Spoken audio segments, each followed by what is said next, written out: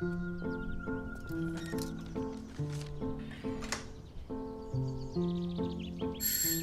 have a new flower today.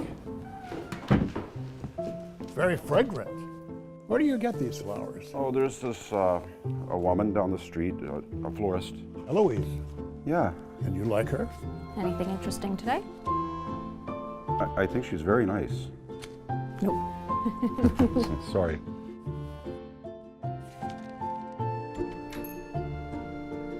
It's only dinner. Tough day. Disappointing. Is everything all right? How can I make someone see me for more than they think I am? What do you see?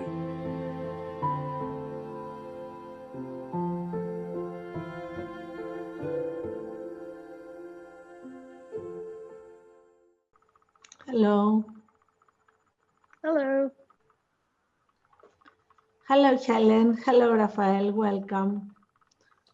Welcome to Helen. Inspire TV Live Talks and the 11th British International Film Festival. How are you? How do you feel? Where are you calling from? Well, I'm in San Antonio, Texas. Oh, very nice. Yes. I have been there. Yes, I have relatives in Houston.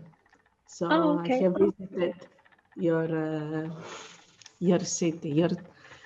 Yeah, very nice. And Rafael? Yes. I'm in Pietrasanta, Italy.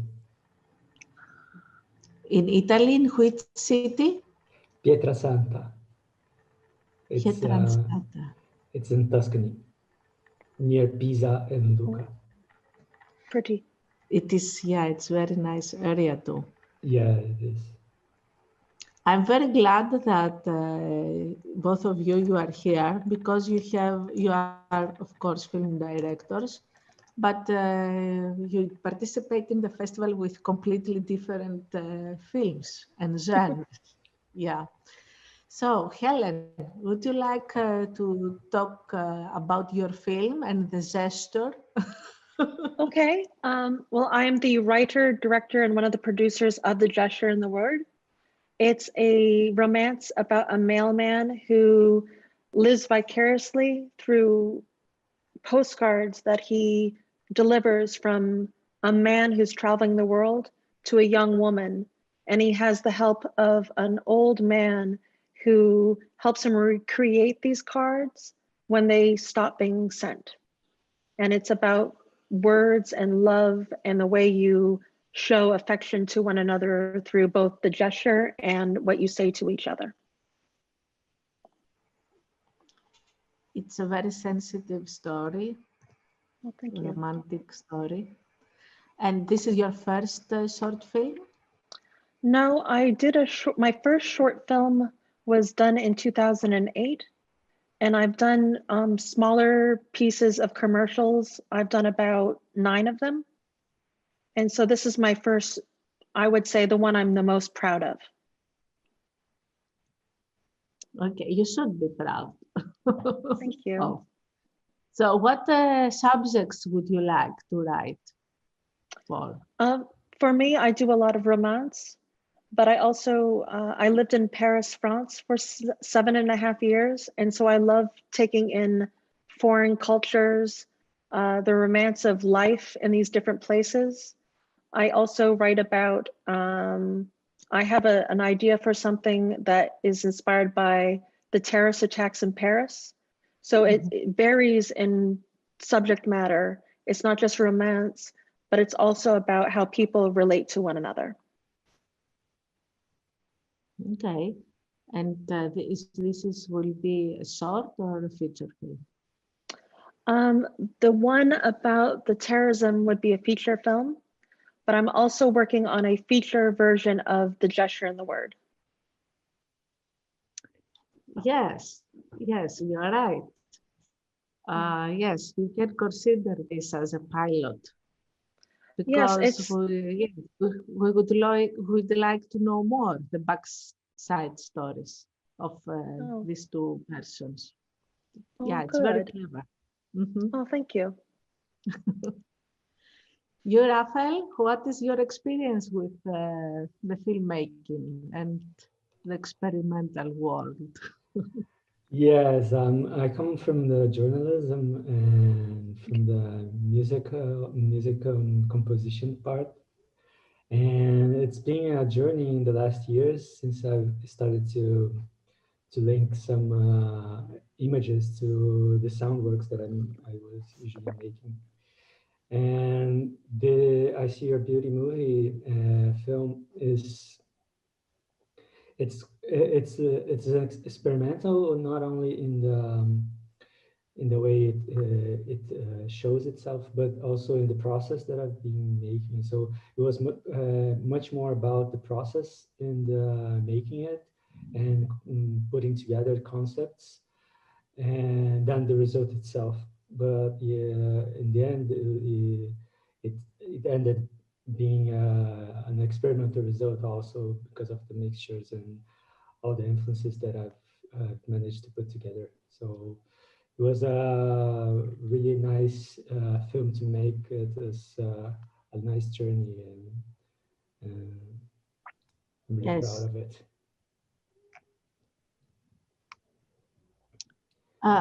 So you are a journalist too? Yeah, yes. Right yes. now? No, I don't work with journalists for more than 10 years already. I've worked for 8 years as a journalist. And then I left the professions to go to the sound and composition part, which was always a passion, but I wasn't working with that at that time. So into the sound design world in a way. And it's been 10 years that I'm working with sound and compositions, mostly for theater and installations. But in the last 2-3 years, I started to work with images and footages and everything. And then it's pretty much like a feedback process in the movie now. So it's kind of like the audio influences the way the picture is shown, and then and it feedbacks each other. So the concept was pretty much like this, using like the artificial intelligence as a motor and as a theme. Yes. What would you like to document with this film? It started with the argument. The idea? Yeah, it started with the argument about how the way we use the technology. Like technology has been evolving in such a fast pace that we don't manage to be in front of it. We're always behind. So all the laws, all the problems that we face in the use of technology come like years later, years after we are actually using and dealing with it. So it all started with the thought that we don't really care, not maybe care is not the exact word, but we're not totally aware of the problems of the things that might happen with all the data and content that we put online. So we're having cell phones taking pictures of our lives with a GPS that maps where we are and records our voice messages and give us publicity according to different words. So, but we keep using it, and we don't have actually the total control and notion of the consequences of it. So it started with this. It came from this concept that I was working already in other thoughts, in other works. And actually it was motivated by a film festival that happened in Yekaterinburg in Russia. And the motto for the festival was the digital utopia.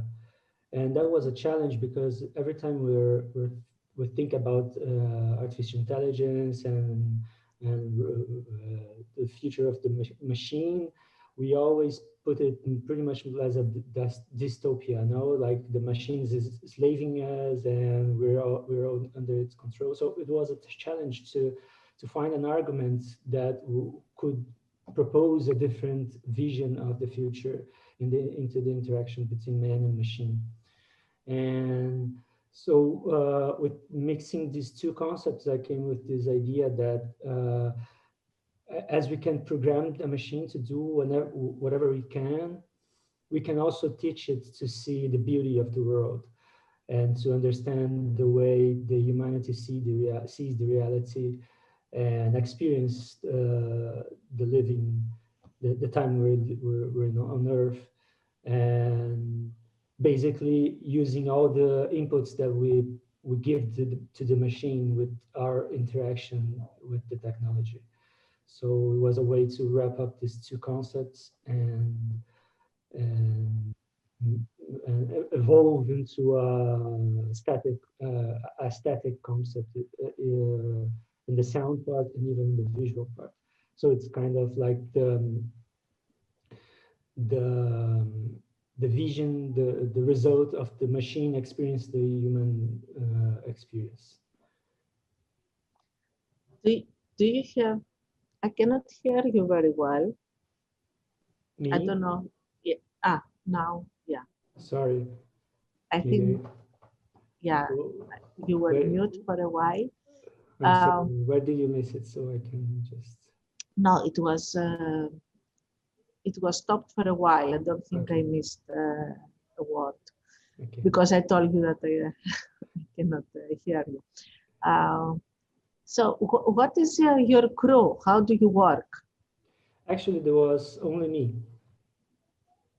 So do you have a camera? Yes, on your own? You have I have a camera and reflex camera that makes HD movie, but for this movie I used only cell phone footages because was really the idea of like to giving the smallest human experiences. So the way we pretty much use our cell phones to make photos and record our something that passes in the sky, or the trip in the car, or something that you're drinking, or the small moments that humans record on camera, like in the daily basis. So I used the composition that I had before, and made the footages. Some of them it were mine already, original ones, and others were made to fill the gaps that I was missing in the concept. And then I was doing like again a feedback process between the movie editors, like the software that makes video editing, and a software that deals with generative algorithm that makes the visual effects in a way. So I was editing that, going into the software to the visual effects, and then exporting the result and going back and editing again, and going back to the visual effects again and exporting another, and going. So it was pretty much like this, and always followed by the music, because the auto-generative software was using the inputs from the music to generate and to deal with the effects, the visual effects. So it was pretty much the process. But yeah, I made this, it was all me. Yeah. And the writer and the director and the orchestra and the maestro. Yeah. Yeah, I like your film. What do you think to do in the future? What is your plan? I've been, during this year, I've been not only developing this project, because as I said, this project was born for a experimental film festival. There wasn't a traditional film festival like the Bridges. It was like more like a video mapping into a big building. So the first format that I made was into the buildings format, and then after I had the opportunity to work with some digital galleries. So I kind of adapted the concept and the visuals I had to redo it again, once again, to these platforms. And when I got to this result, I said, okay, now I have a 16:9 format movie, so maybe again I have the opportunity to show it in experimental festivals. And that's where was when I sent it to you, and I was really glad that you gave me this opportunity. And so during the whole year, I was working more and more with this relationship between sound and images, and getting some coding experience and learning. So that's a path that I've now have incorporated the visual part also in my work. I think for the future is pretty much what I'm planning to do. Yeah. Keeping building concepts between sound and images.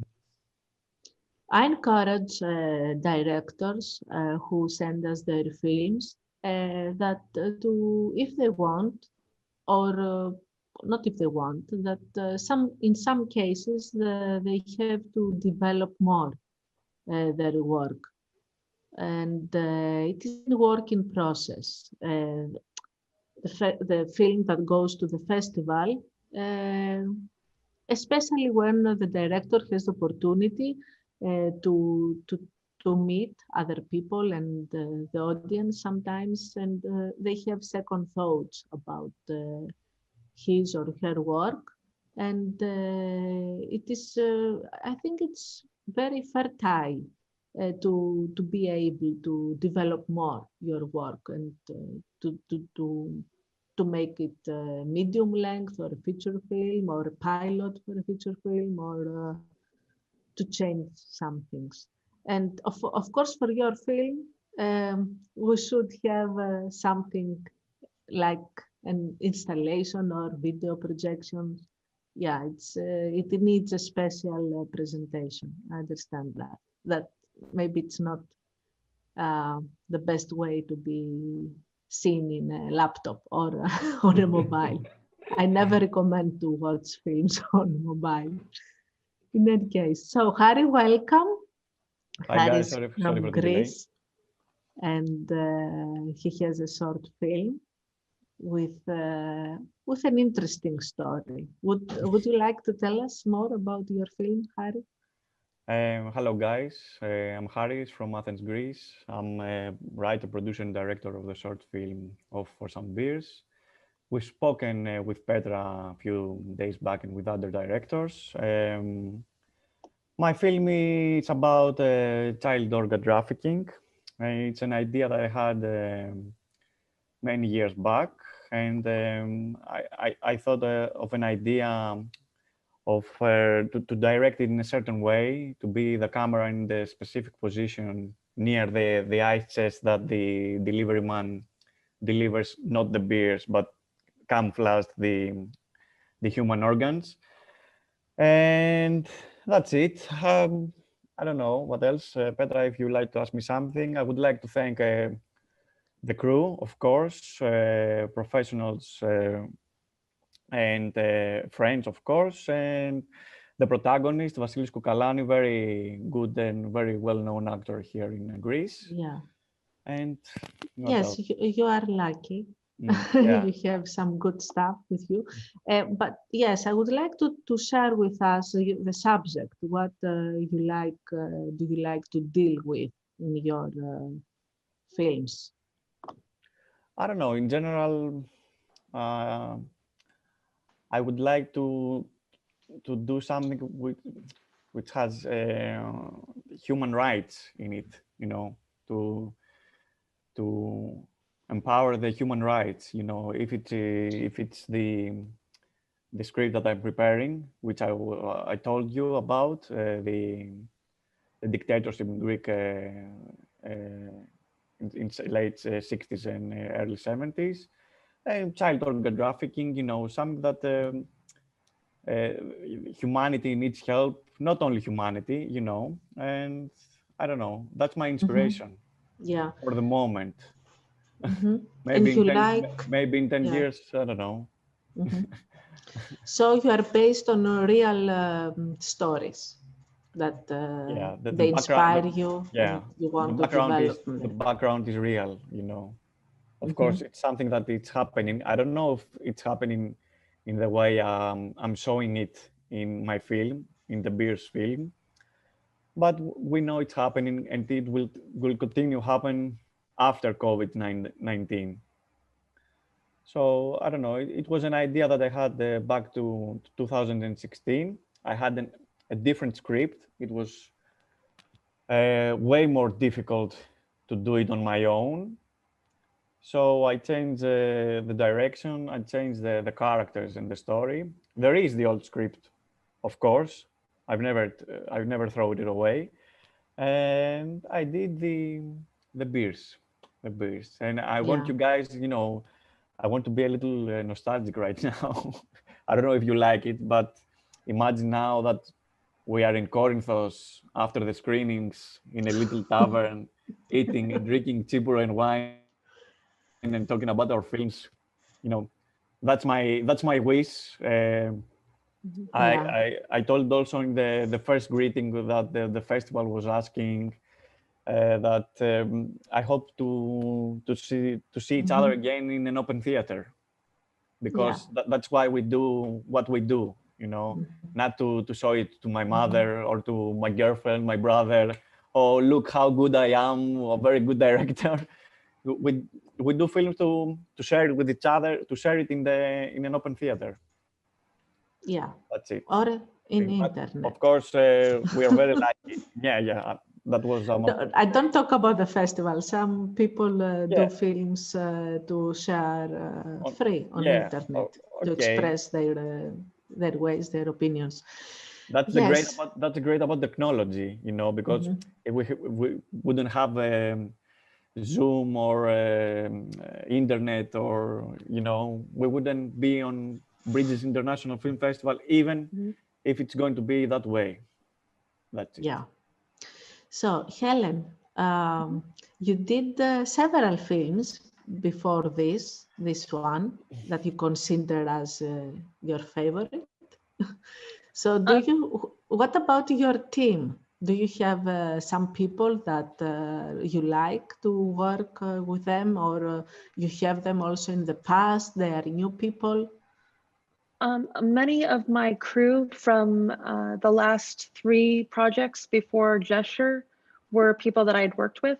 My cinematographer, Matt Rogers, is incredible, and I want to work with him as much as I possibly can. My production designer, my costume designer, my producer, makeup, so many of the people were from previous projects. I think it's so important that when you meet your crew, you hold on tight to them as much as you possibly can, because you start to be able to speak to each other without speaking. You can say, I want to do this, and they put the camera down, you look at the monitor, and it's exactly what you thought it should be, or just slightly off. And like with the dress that Eloise wore dancing, I gave my costume designer drawings and pictures of different dresses similar to that, and he created that. And it was so, the photo he sent me, I was like, are you kidding me? It was so perfect. It was like he plucked it out of my head. So I love, also, it's the first time I had worked with my cast, but my main actor, James Michael Tyler, I wanna work with my entire cast again. And this, James Michael Tyler is a very good friend of mine, and I've been wanting to work with him for years. And I thought this was the perfect role for him. And so I want to be able to, I understand now why so many directors work with the same cast and crew. Why Robert Altman and Christopher Guest have the same cast on all their movies. I completely understand. Yeah. Yes, I asked you that because I heard a bit disappointment about the previous films of yours, but you say you built your relationship with not the perfect crew, but a very good team now that you work. So you have to love also the previous films. Yeah, and previous films that I've done, I'm proud of them, but they're not, it just gets better and better and better. And having done 8 or 9 projects prior to this, you can only get better as you work on your craft.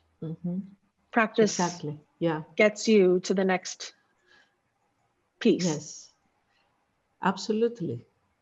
So do you like, what genre do you prefer? Fiction, or did you do documentary in the past? I have not done a documentary. I've done a commercial for a thing called Best Fiends. It's a video game. And that was kind of like a mini documentary for a couple that actually used the product. And so I got to film them, interview them, and it actually inspired me a little bit to do a documentary on my father.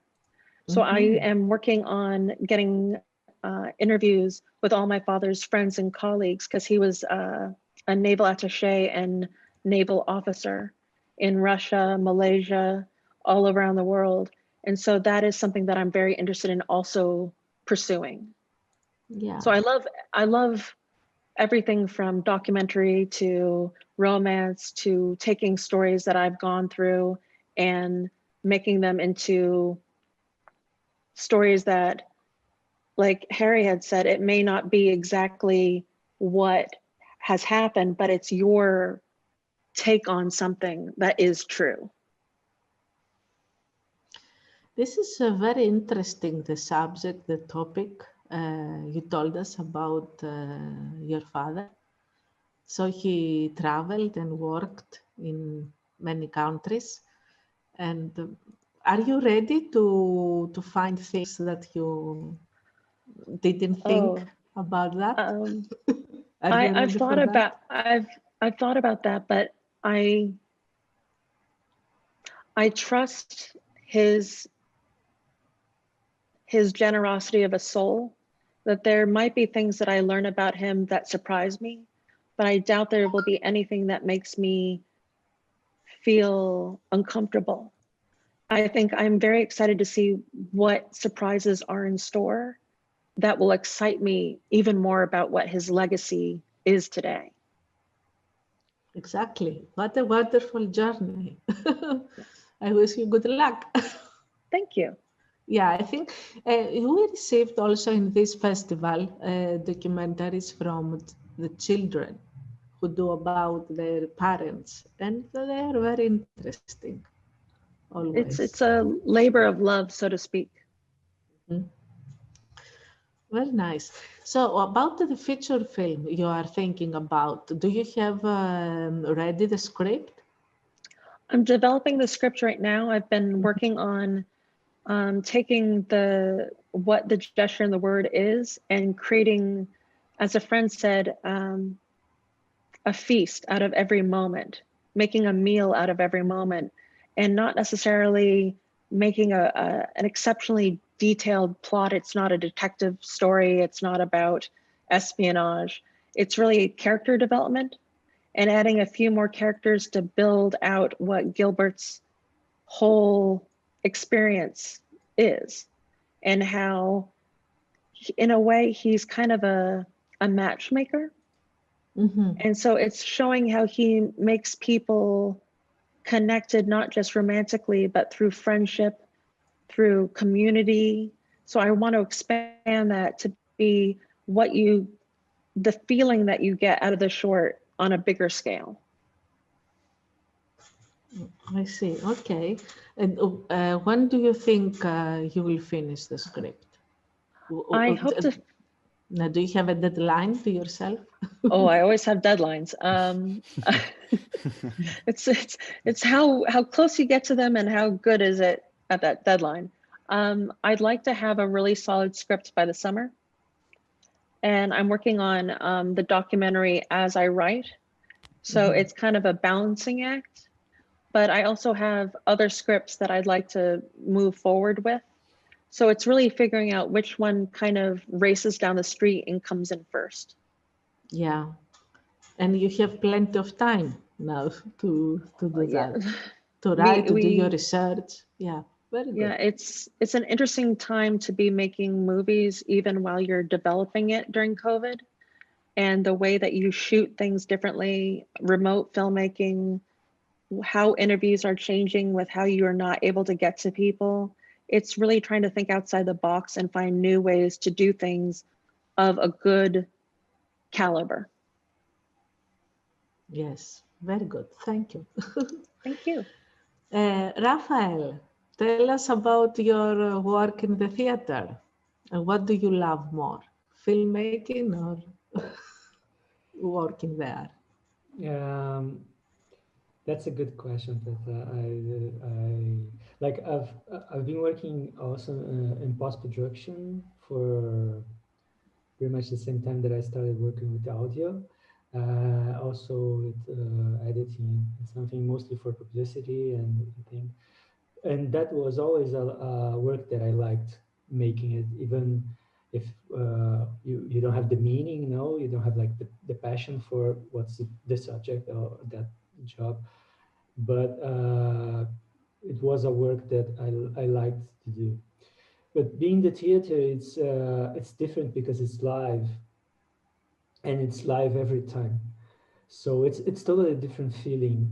And I've been in plays, in works that have prepared things and just went to see how it went. And I've been also in plays that I had to play live during the show, during the act was happening. So actually I really miss this experience. Because it's been, I think, 2 years that I'm not in the stage. I didn't live in Italy before. I lived in Brazil. Since I came to Italy, I didn't have the opportunity to go back and stage at this time. But I'm also very, very interested to keep the research on in the film area, because it opens a door, and I really felt embraced about it. It was a really good way of putting together the inspiration and developing another side, another aspect of the ideas. As I come from journalism and communication, I always have this binding to the message. I've been dealing with other visual artists for some time already, and it really interests me the way that the expression is in the core of their creation.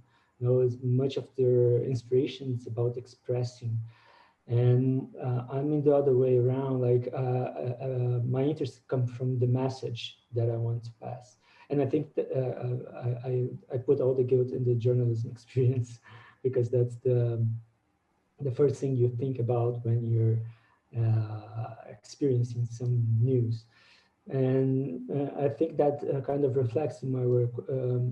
And it surely reflects in my process. So it has to, it must have a meaning. It must make sense to me to make. Then it's interesting for me to develop that idea. So I think either in the sound or in the live environment or in the video, for me it's just ways to show in different sides of the same dice, in a way, the same reality. It's just possibilities to express it. Yeah. Rafael, remind me, how long is your film? How many minutes? 6 minutes and 6 minutes. seconds. Yeah. Okay. And how many hours or days you were working on that? That's a really good question. Not counting the soundtrack that was already composed, and so I treat it as a totally different work. and I used it because it gives me, it passes the same message, but it was already done. I think it was pretty much 2 to 3 months. Okay, for the visual and For the visual, and the sound, but not the music. But not the music, yeah.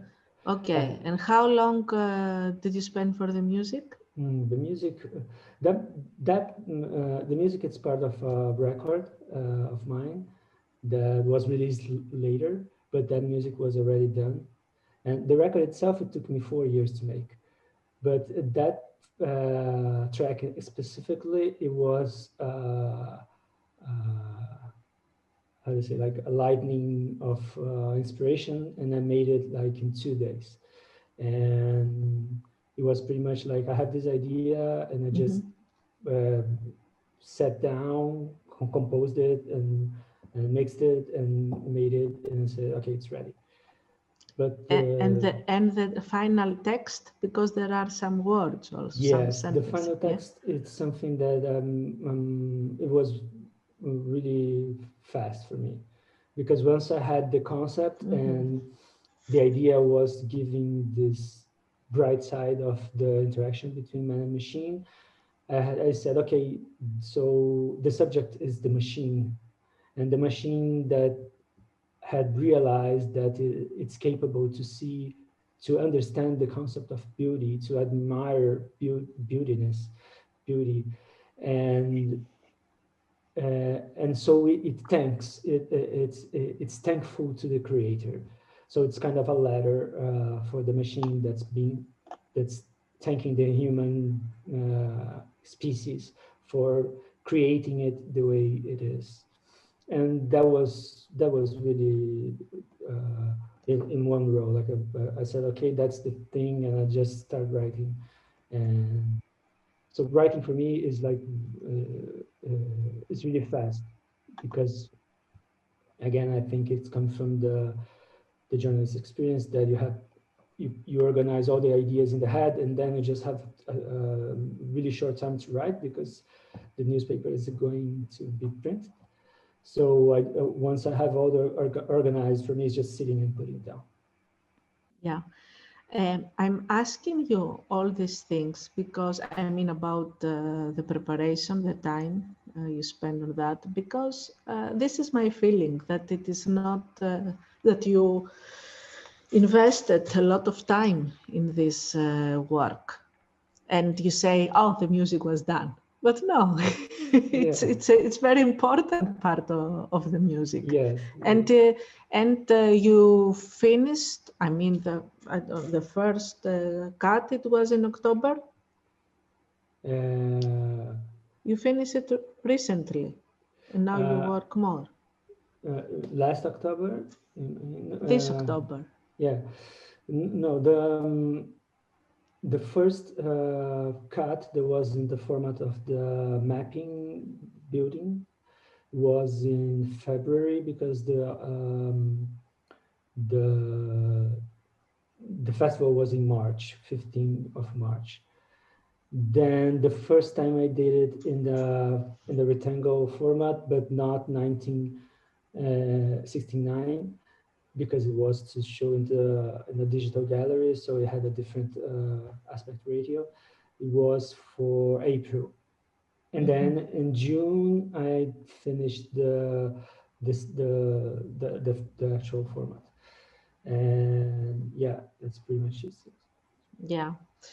So my next question to you, Rafael, is: would you prefer in the future for another project to have more people working on that with you? Yes, absolutely. I don't like working alone, and it happens a lot, but I don't like it. I come from the theater where the exchange is it's the work. Like what happens, the consequences are the consequences. But for me, the working is to be exchanging with someone else, and to have different parts composing a final scene. But unfortunately, sometimes I'm constricted to work alone. What is your strength in filmmaking? If Haris or Helen would like to ask you something, what is your strength? I think that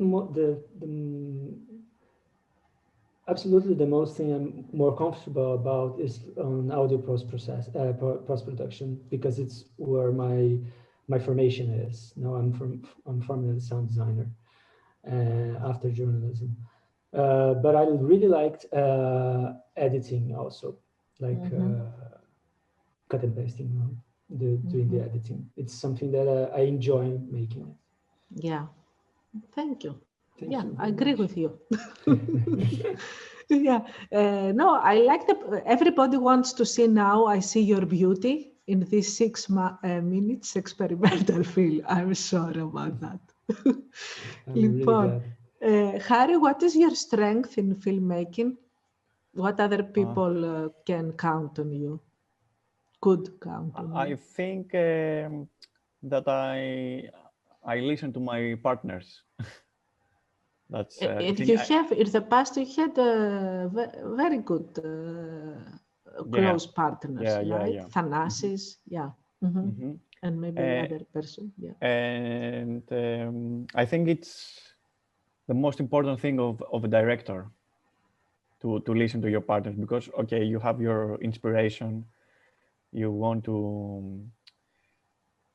do something to be screened in a theater or in a laptop, I don't know, but you communicate with others and you create a team. And this thing is not the projection of yourself, it's a very different individual. So if my director of photography has an idea which is better than my idea, of course I will listen to my director of photography or to my production designer, etc., etc. I think that's my strength. Okay, to listen. I'm listening. Yeah, and they have to believe that they tell you something better. No, it's maybe not that. They give you some ideas to change. Or, but if they are right, I'm a good listener. I'm arguing, of course, if I don't agree with something, but I think it's a part of the creation. Arguing. Helen, what about you? You had these people working in several films. Some of them, I don't know if you have been working with all of them in the previous works. I agree with Harry, where I think my strongest suit is my writing, but I agree with Harry in the fact that I choose the people around me not to be told yes all the time.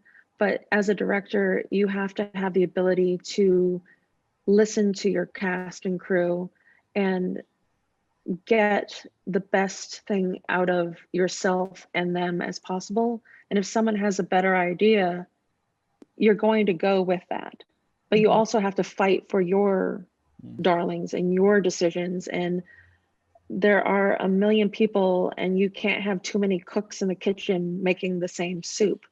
As a director, you have to be completely at the helm of the ship, and they have to respect you at the end of the day. And if you do have a decision, you can always say, I'll do your idea because I think it could go well, but I still want to do my idea. And then you can marry those two things. Yeah, I always do that. Yeah, when my DOP says something and I don't agree, in the beginning I say no, but and he was insisting, say, okay, we do both ways and we are going to choose at the end. And I've done that where it's like, okay, you're you consume more time, but sometimes it's useful. And if it's something very simple as a reaction, someone go, hey, maybe you want them to react a little less angry, and see you have that in editing, it's good to have that. But if you know you're not going to use it, you sometimes have to do your battles and pick your battles and say, fine, be less angry. Great, well, moving on. It's the way you do things because you have so many people. I had, I think, 30 people on set for my short, and you have to trust the people you have around you, but you also have to stand up for your decisions. Yeah. How long you prepared this short, and did you do rehearsals for how long? And how long was the post-production? I wrote the short in Paris when I lived there. I lived there for 7.5 years. So I wrote the initial short for Paris, came back to America in 2018 in October. We started pre-production we developed the script a little bit more. We did pre-production for a couple months. Then we shot the movie in 6 days. And then we did about a month where we took some time off to just kind of decompress. And then we did a lot of editing from about August into December. Then people started not feeling so good at the beginning of 2019 and or 2020, I mean, because we shot it in 2019. And we finally had post-production wrapped up, I think in February, just before COVID really hit. But we had, our post-production was a little off and on because you'd lose people to other shows. We had an amazing group of people in our post-production, so we had to figure out when people were available. So it was a lot of on, off, on, off, on, off. And yeah. What was the most difficult thing that happened during the production or the shooting for Helen and Harris? Is this question? Well, one of the things that I think was really difficult is we had Eric, who's traveling to 9 different countries. We shot it in one location. And so that was a Hollywood Hills home, and we shot Japan, Malaysia, Russia, Portugal, Spain, Morocco, India, all in one location. And that was really complicated to make it actually look like he was in these places. And so doing that in 7 hours. And then after we did that, we shot all of Gilbert's interior apartment scenes plus China indoors. So we had a 12-hour day and we had to get everything done. And that's what we did in 6 days, is that we had 12 hours to do it very quickly. So it was really moving along as quickly as possible as a really composed unit. I understand. Okay. And you, Harris? Petra, sorry, can you ask, because I have a problem with connection. Sure. Yeah, I asked what was the most difficult situation during the shooting or the post-production or the production of your film? If happened something. Well, I think the most difficult part was, I was a production designer, so it was a little bit difficult, but the most difficult part was to have the permit to go up to the mountain, because I have a scene in the mountain of 𝘂𝗍𝗄 near in my hometown, and we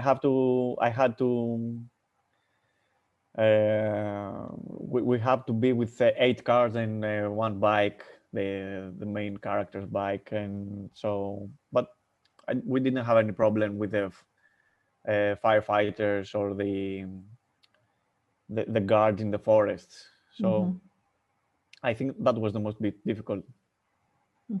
Okay. So Rafael, would you like to share with us something last before we finish our chat? I would like something inspiring, and what else you would like to share with us? I don't know. I'm just really glad to be here and to listen. To also to Harris and Helen, because most of all, it's not part of my experience to be among directors, and it's always a learning, and I see my work as a constantly work in progress. I don't ever feel that I have arrived somewhere. So it's just keep evolving and evolving.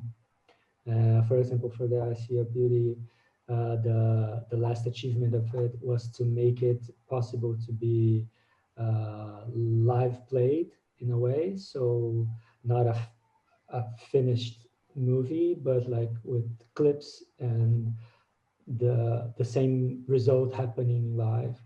And I don't know where I'm going next, actually. But yes, I think that this experience to be here and to having the opportunity to show my work among you, it's very, very, very exciting. And I'm really, really thankful for that.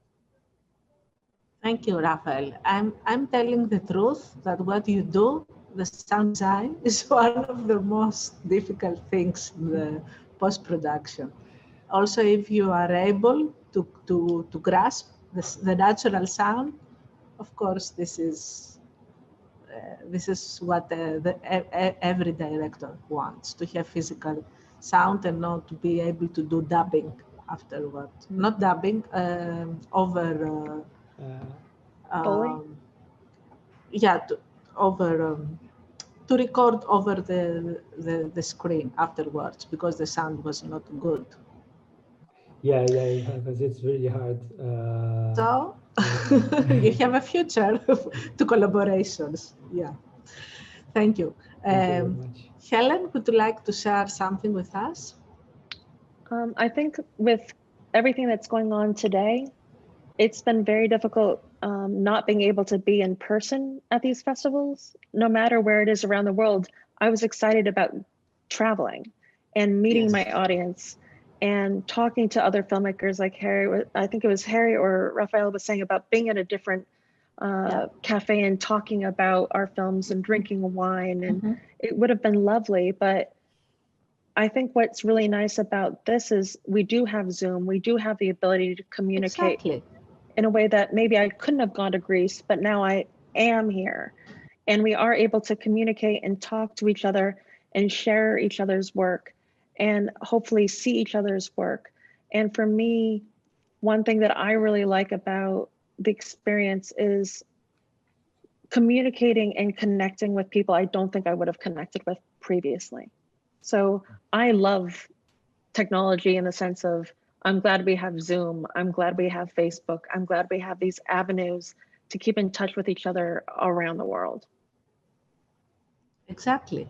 And now you don't you think if you were coming to Corinthos, maybe you should meet more people, but you could conclude to speak with one or two persons at the end. And so I think next at festivals, I think at festivals you meet so many people, but you walk away with 3-4 very decent relationships that continue. So I would maybe have not met both of these filmmakers if I had been there. Yes, yeah. And if you are if you member in the Facebook page, you will meet more people. And if you watch the interviews every day, yes, you will meet all of them. And you can, and it's also a way where we're forced to reach out to each other. If we really want to communicate, it's like, well, you got to get online. You have to reach out to each other. You have to get on crazy things like Instagram and go, hey, I loved your film, or it was great meeting you on Zoom. I know. I do this work. I mean, I'm a promoter also. So for the last 20 years, and I know how difficult it is for an artist not to be exposed on the stage, but to talk about his job, his work, or especially the filmmaker. It's they don't want to come to on stage, so they have to. When they are at the festival, they have to, and slowly they get used. And now we were waiting for more filmmakers, but for some reason they couldn't able to connect. But in any case, you are welcome also tomorrow. And of course, at the award ceremony, it is on Christmas days, the same time. So, Harry, we are listening for your grace word. Grace, because his name is in Greek means grace. That's why. I don't know. I hope we'll see again, face to face, next time. Yes, yes. And you know the name, so maybe in another festival you will see the program. On Facebook, guys. It's the same name that you have right here on Zoom. Okay. Yes, excellent. Helen, Alexis, Yonov. Yeah. All right. And I think imagine, guys, we are in a little tavern eating Greek food and drinking Greek wine. I am down. I'm all for it. Okay, so thank you very much being with us today. I wish you happy holiday. I wish you to enjoy each other films and keep doing films and sending to the festivals. Thank you very much for having us. Thank you very much. Nice meeting you all. Bye, guys.